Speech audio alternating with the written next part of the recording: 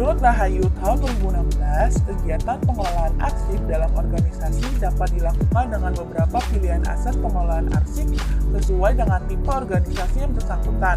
Antara lain, yang pertama, asas sentralisasi, yaitu kegiatan pengelolaan arsip dilakukan secara terpusat atau sentral pada unit kearsipan.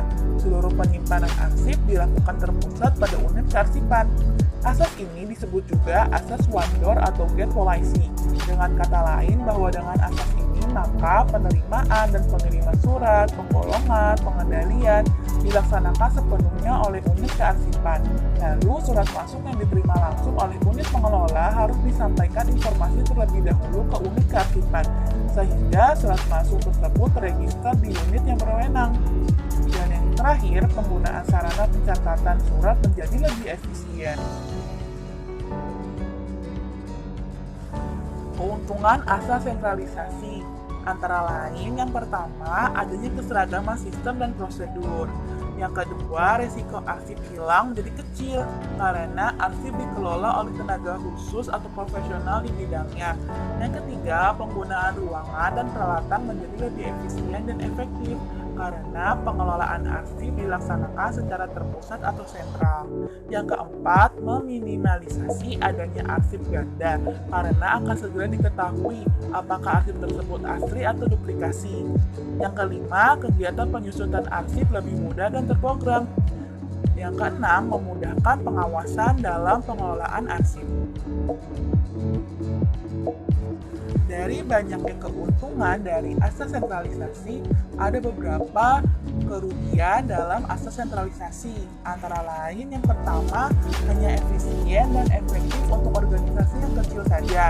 Yang kedua, tidak semua jenis arsip dapat disimpan dengan satu sistem penyimpanan yang seragam. Dan yang ketiga, unit kerja yang membutuhkan arsip akan memakan waktu yang lebih lama untuk menemukan kembali arsip karena hanya dikelola secara terpusat. Asas desentralisasi, yaitu kegiatan pengelolaan arsip dilakukan oleh setiap unit atau bagian dalam organisasi. Dengan asas ini, maka penggolongan, pengarahan, dan pengendalian surat dilaksanakan sepenuhnya oleh unit pengelola.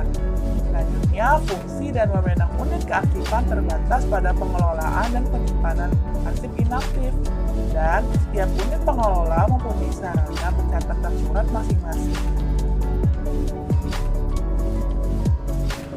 Keuntungan asas desentralisasi bagi perusahaan yang menggunakan asas desentralisasi ini ada beberapa keuntungannya nih. Yang pertama, unit kerja dapat menggunakan sistem kearsipan sesuai dengan bidang pekerjaannya. Yang kedua, proses kerja akan lebih lancar karena arsip dapat lebih mudah ditemukan.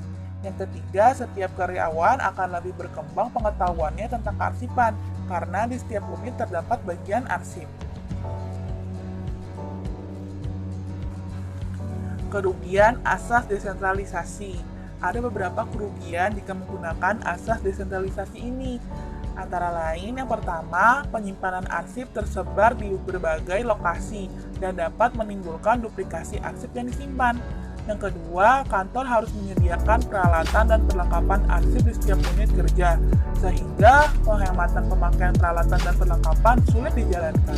Yang ketiga, penataran dan latihan kearsipan perlu diadakan, karena petugas umumnya rangkap dan tidak mempunyai latar belakang pendidikan kearsipan.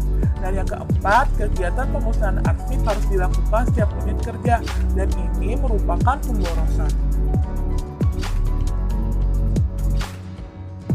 Asas gabungan, yaitu kegiatan pengelolaan arsip yang menggabungkan asas sentralisasi dan asas desentralisasi.